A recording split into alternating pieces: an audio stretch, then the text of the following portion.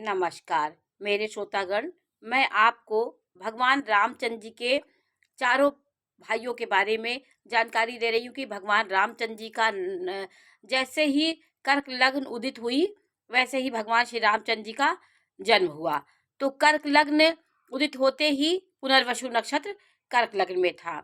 तो 3 चरण मिथुन राशि में पुनर्वसु के आ जाते हैं और 1 चरण कर्क राशि में आ जाते हैं। जैसे ही कर्क राशि का पूर्वी क्षितिज पे उदय हुआ कर्क लग्न का, वैसे भगवान श्री रामचंद्र जी का जन्म कौशल्या के गर्भ से हुआ। माता कौशल्या ने श्री रामचंद्र जी को जन्म दिया। कैकेयी ने भरत शत्रुघ्न कैकेयी के पुत्र थे और सुमित्रा के पुत्र लक्ष्मण जी थे। नारायण के अवतार भगवान श्री रामचंद्र जी और भगवान विष्णु भरत के रूप में जन्म लिए। भगवान विष्णु के ही अवतार हैं भरत। शत्रुघ्न सुदर्शन चक्र के रूप में जन्म लिए। उनका जो विष्णु भगवान का सुदर्शन चक्र था उन्होंने मानव रूप में शत्रुघ्न के रूप में जन्म लिया। और लक्ष्मण शेषनाग के अवतार हैं।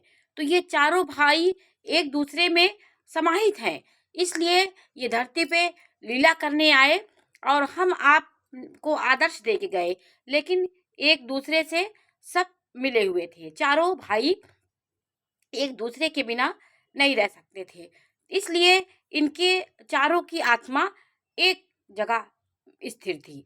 तो भगवान राम भरत के बिना व्याकुल थे, भरत राम के बिना व्याकुल थे।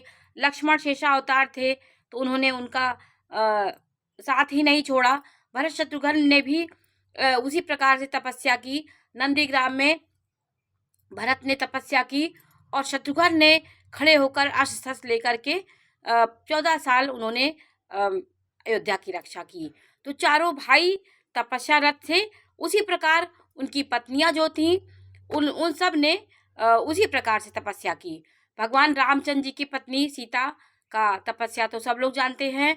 उर्मिला लक्ष्मण की पत्नी थी, जो दीप जला करके लक्ष्मण के आने का इंतजार किया।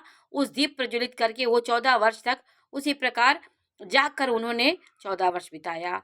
और नंदीग्राम में जब भरत जी गए थे तो उनकी पत्नी भी वहां पर रह के तपस्या की और शत्रुघ्न की भी पत्नी तपस्या की। सीता जी तो प्रत्यक्ष रूप में उन्होंने लीला करके दिखाया, लेकिन उनके पीछे और भरत शत्रुघ्न लक्ष्मण की पत्नियों ने भी घोर तपस्या किया।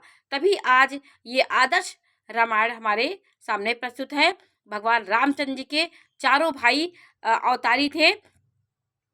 नारायण के रूप में रामचंद्र जी,